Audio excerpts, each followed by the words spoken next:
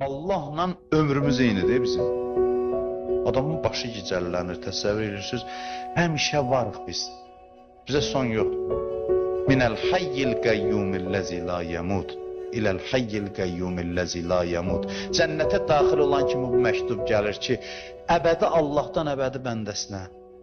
Ölümsüz Allahdan ölümsüz bəndəsinə. Ölümsüzlük bilirsiniz nədir? Nə böyük xoşbəxtlikdir? Əbədi olmaq bilirsiniz nədir? Deyir, ölüm olsaydı sevincilərindən ölərdilər. İndi başa düşmürük biz. O əbədiyyət hissi ki birdən gəlir. Sən Allah, mən həmişə varam. Qutardığı itirmək qorxusu bitdi. Onun bir sevinci var ki, deyir, ürək dözməz, partlayar.